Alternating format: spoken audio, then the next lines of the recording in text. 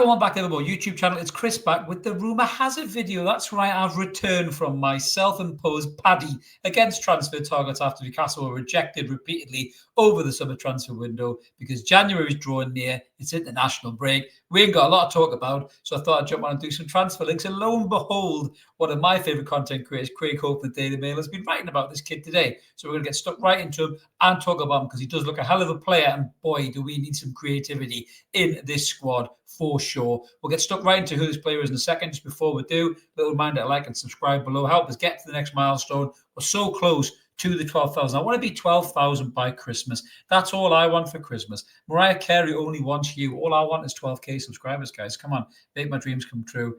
Give me a nice Christmas present, and then I can give you something back because I've got a great prize for the 12,000 subscriber prize. So you know what to do. Smash that button. Recommend it to family and friends. It's all free content on the Evermore YouTube channel. Member options below if you want to give a bit back to the channel. So let's get stuck in then. Who am I rambling on about? Well, I'm talking about this kid right here who's a Dutch midfield youngster superstar. He looks like Kevin De Bruyne and Jan Arisa had a love child together. This is what you would get, but he looks like a really good footballer. He has been likened to Kevin De Bruyne and the way he plays. He's a very, very good player. We're going to get stuck into his stats in a minute. But his name is Kees Smit, or Smit. Schmidt, probably, if he's Dutch, isn't he? Come on, we all know it's going to be that. We'll ask Steve McLaren. He'll tell us. He's fluent in Dutch, isn't he? But this is a young lad. He plays for AZ Alkmaar, and he's an excellent footballer. There is no doubt about that whatsoever. The comparisons have been drawn, it's hard to say that, drawn to De Bruyne. They've been drawn to Kevin De Bruyne because of the way he plays the game. He's very good on the ball, very comfortable, very composed, great vision of pass, quick feet.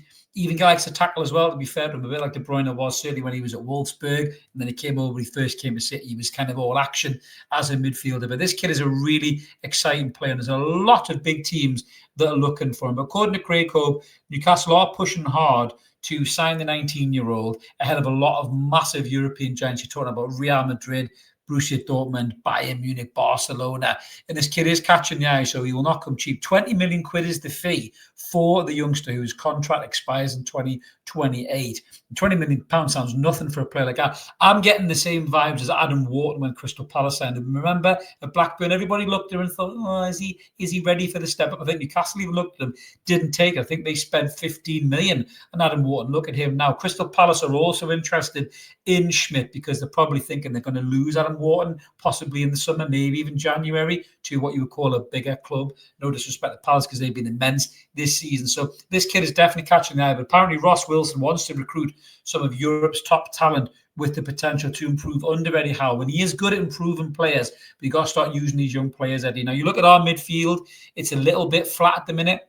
Joe Linton's 30 soon, so he's kind of coming towards then. Lewis Miley's not getting a lot of game time. You know, Jacob Ramsey hasn't really pulled up any trees yet, but we do need somebody with a little bit of creativity in their boots. And Ronald Koeman, the Dutch manager, is actually compared him to Pedri, believe it or not, which is mental. This is what he had to say about Schmidt. He said he has the awareness to receive in tight spaces and move the ball forward. That's something we value. The resemblance people see in brackets with Pedri is how he positions himself and the decision-making under pressure. Big clubs follow players with these characteristics.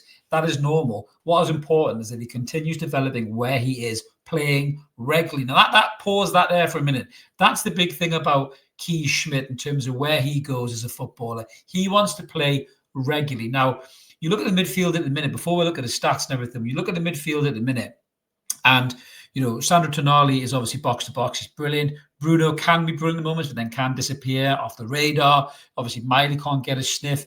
Really, Ramsey's struggling to get in the team. Joe Linton's good in certain games, probably about 6 or 7 a season, and the rest of them he's kind of useless because he can't use the ball very well. This kid stands over 6 foot as well. Doesn't mind getting stuck in, so he's got a bit of that physicality too as well. I actually think selling the project to Schmidt for 20 million quid, I think we could get this kid in this squad, and I actually think he would be a hell of an asset to the football club. And these are the kind of players that I want to see Newcastle sign. I mean, his current wage, getting the stats back up there, his current wage is nothing. It's 10 grand a week. We could obliterate that. There's no doubt about it.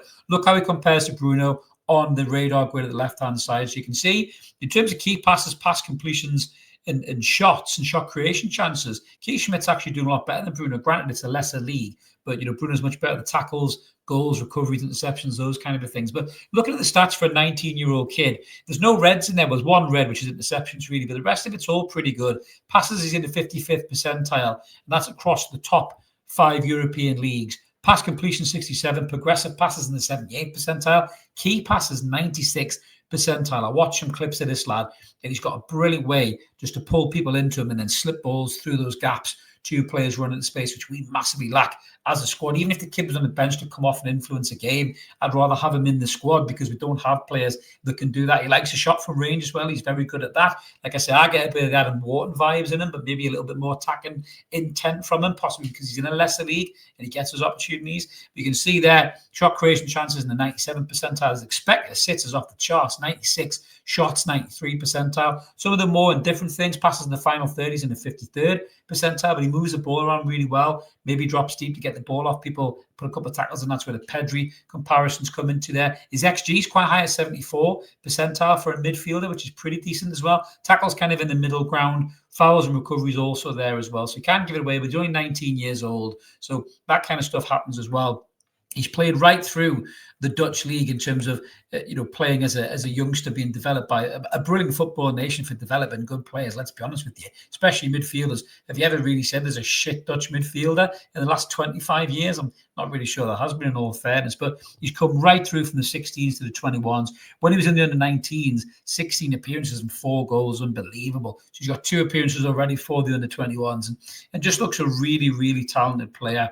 As you can see there, his goals and assists. So Jong AZ, from 22 to 25, 46 appearances, 10 goals and 9 assists. That's a brilliant start. And then in the AZ Alkmaar first team, 33 appearances, 2 goals and 4 assists. So it's absolutely brilliant. In terms of the Eredivisie, his passing accuracy for a 19-year-old boy after 7 appearances, 1 goal, 2 assists is 85.6 percentile. That's really good stats for a 19-year-old lad. There's no doubt about that. He definitely looks like he's destined for bigger and better things. And I've got to wonder, will that be Newcastle United? Can we give this lad what he wants, what he craves, what he needs as a footballer to progress his game and move on? Let me know in the comments below. Would you be happy to see Kees Smit in this team? Would you worry that we would do the usual shit we do? We're signing exciting young players, we send them out on disastrous loans, and then it all goes to shit. Or, might end up selling the kid to bloody Everton for 40 million to balance PSR or something like that? Or do you think that our midfield right now is in a state of flux and there could be room for someone like Kees Smit within that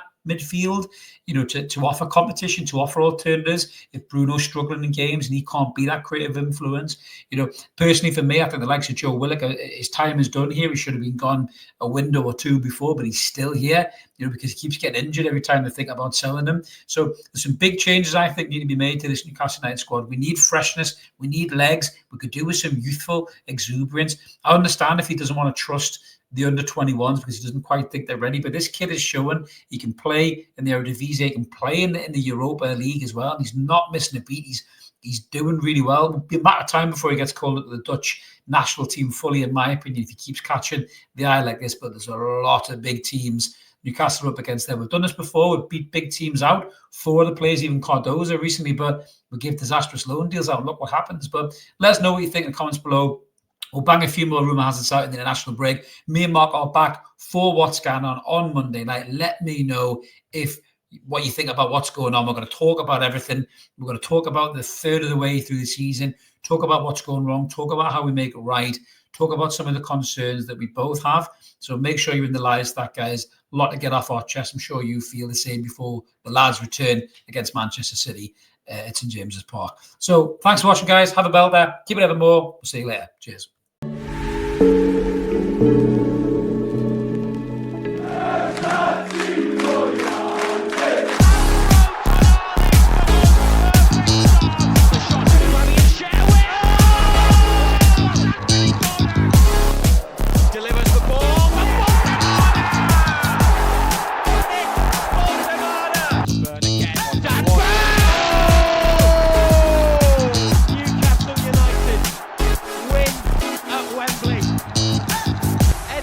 Heroes celebrate. They have done it.